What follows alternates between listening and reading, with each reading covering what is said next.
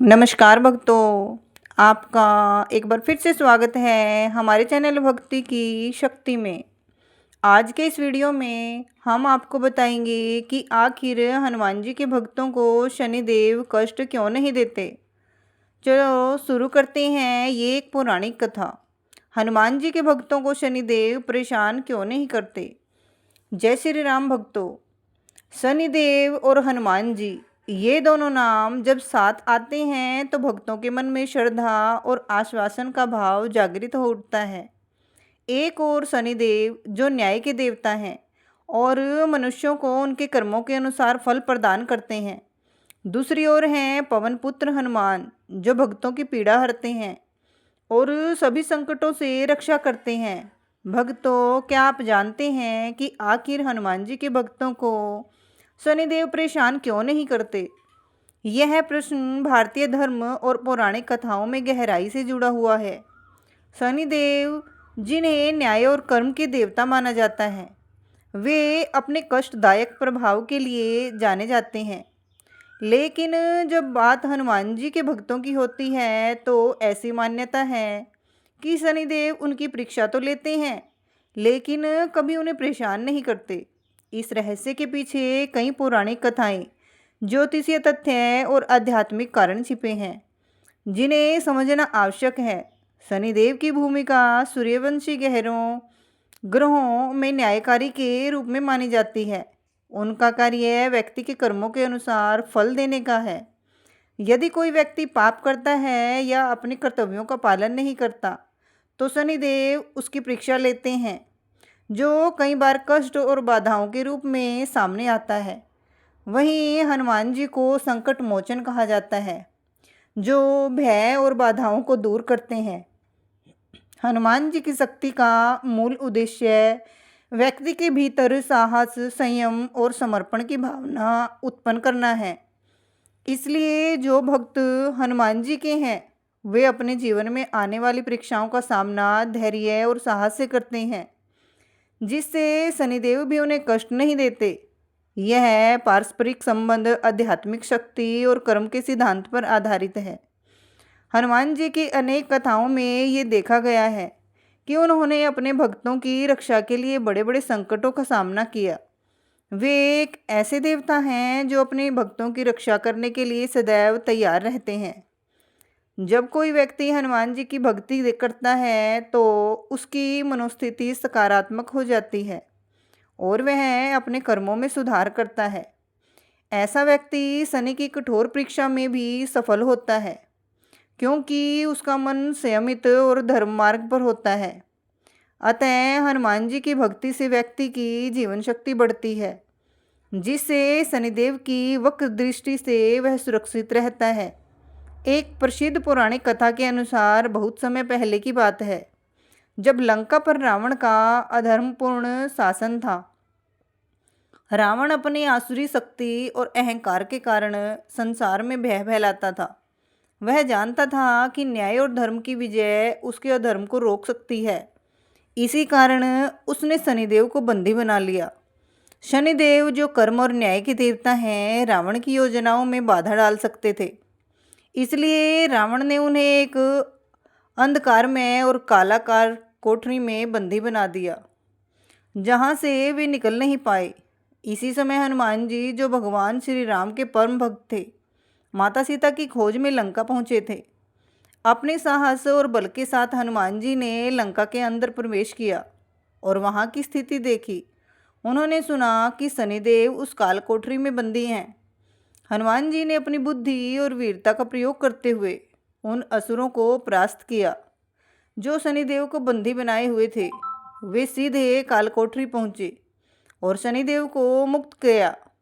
शनिदेव ने हनुमान जी की इस महान कृपा और साहस के लिए उन्हें धन्यवाद दिया और उनसे वचन लिया कि जो भी लोग हनुमान जी की भक्ति करेंगे उन पर वे कष्ट और दोष नहीं करेंगे। उन्होंने कहा कि हनुमान जी के भक्तों को वो परेशान नहीं करेंगे और उन्हें अपनी रक्षा में रखेंगे। यह वचन आज भी मान्य है और यही कारण है कि हनुमान जी के भक्त शनिदेव के प्रकोप से बच जाते हैं। यह कथा हमें ये सिखाती है कि भक्ति और साहस के द्वारा हम किसी भी कष्ट या बाधा से पार उतर सकते हैं। हनुमान जी की भक्ति और शक्ति से शनिदेव का दंड भी दूर हो जाता है और भक्तों को सफलता और शांति मिलती है। भक्तों, अब हम सुनेंगे हनुमान जी और शनिदेव की अयोध्या से जुड़ी दूसरी प्रचलित कथा। प्राचीन समय की बात है, त्रेता युग के उत्तरार्ध में जब श्री रामचंद्र जी ने रावण का वध कर लिया था और अयोध्या लौट आए थे, तब एक दिन भगवान शनिदेव श्री राम के दर्शन करने पहुँचे। उन्होंने श्री राम से कहा, प्रभु, आपने रावण का वध करके धर्म की स्थापना की है। अब मेरा भी समय आया है। मैं भी चाहता हूँ कि अयोध्या वासियों पर अपनी दृष्टि डालूं, जिससे वे अपने कर्मों के अनुसार फल प्राप्त करें। श्री राम ने मुस्कुराते हुए उत्तर दिया, हे शनिदेव, यदि आपके द्वारा धर्म की स्थापना होती है तो आप स्वतंत्र हैं, परंतु ध्यान रहे कि आपकी दृष्टि से प्रजा पीड़ित न हो। शनिदेव ने अयोध्या में अपना प्रभाव फैलाना आरंभ किया। कुछ ही समय में लोग पीड़ित होने लगे, अन्न दुर्लभ होने लगा, रोग बढ़ने लगे और ग्रह कलह का वातावरण बन गया। श्री राम को चिंता हुई। उन्होंने तुरंत हनुमान जी को बुलाया और कहा, हनुमान, मेरी प्रजा दुखी हो रही है, जाओ और देखो इसका कारण क्या है। हनुमान जी ने अपनी दिव्य दृष्टि से देखा कि शनिदेव अपनी दृष्टि से लोगों को प्रभावित कर रहे हैं। वे तुरंत शनिदेव के समीप पहुँचे और विनम्रतापूर्वक बोले, हे शनिदेव, मैं पवनपुत्र हनुमान, श्री राम का सेवक, आपसे निवेदन करता हूँ कि आप अयोध्यावासियों को पीड़ित न करें। शनिदेव बोले, हनुमान, मैं सभी को उनके कर्म के अनुसार फल देता हूँ, यह मेरा धर्म है। हनुमान जी ने विनम्रता छोड़ी और अपना विराट रूप धारण कर लिया। उन्होंने शनिदेव को अपनी पूंछ में लपेट लिया और आकाश में उड़ने लगे।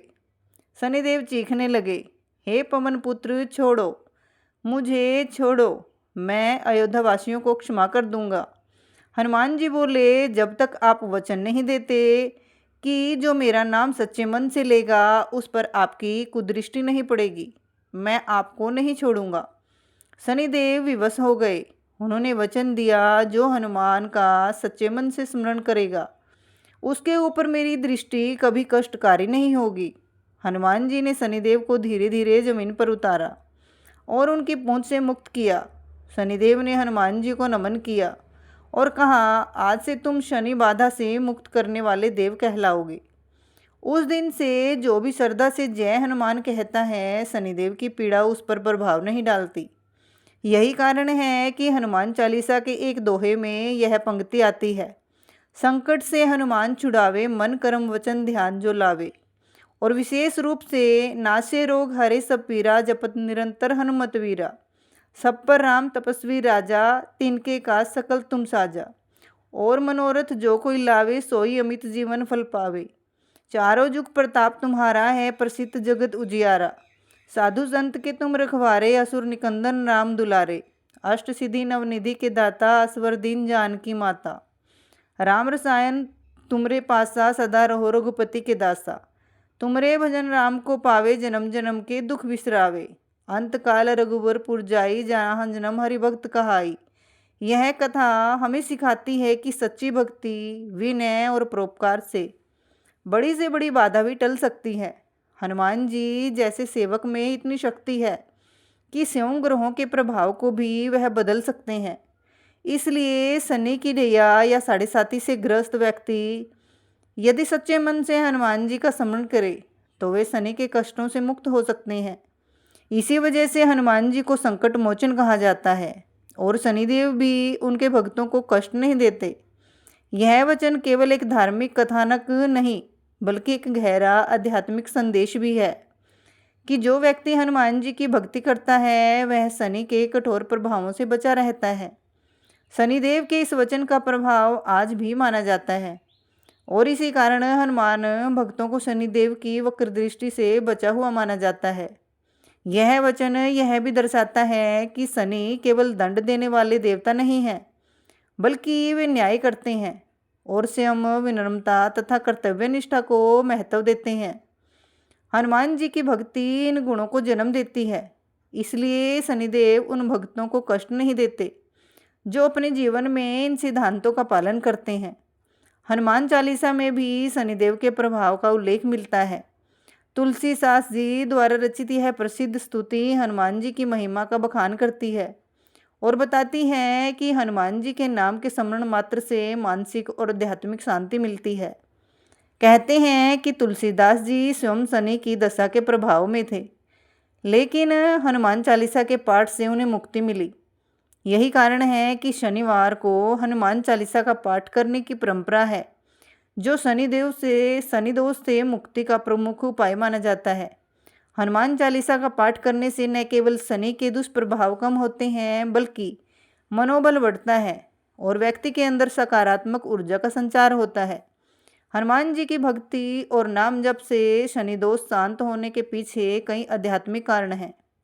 शनि की दृष्टि उन लोगों पर विशेष प्रभाव डालती है जो आलसी, अहंकारी या धर्मी होते हैं, लेकिन हनुमान जी की भक्ति व्यक्ति के भीतर संयम, साहस और सेवा भाव उत्पन्न करती है। यही गुण शनिदेव को प्रिय होते हैं और उनके दंड से रक्षा करते हैं।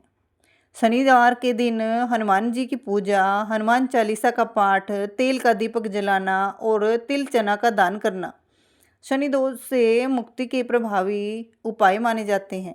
इन क्रियाओं से भक्तों को मानसिक शांति, आत्मबल और कष्टों से मुक्ति मिलती है। भारत में हनुमान भक्ति की परंपरा अत्यंत प्राचीन और व्यापक है। शनिवार को हनुमान मंदिरों में बड़ी संख्या में भक्त आते हैं और शनि दोष से मुक्ति की कामना करते हैं। संकट मोचन हनुमान मंदिर, सालासर बालाजी, मेहंदीपुर बालाजी और अयोध्या के हनुमानगढ़ जैसे मंदिरों में यह श्रद्धा विशेष रूप से देखी जाती है। भक्तों के अनुसार हनुमान जी की भक्ति से उन्हें जीवन में अनेक प्रकार के संकटों से मुक्ति मिली है। ये अनुभव पीढ़ी दर पीढ़ी एक विश्वास में बदल गए हैं, जो यह दर्शाता है कि हनुमान भक्ति शनिदेव की कृपा प्राप्त करने का एक सशक्त और प्रभावी माध्यम है।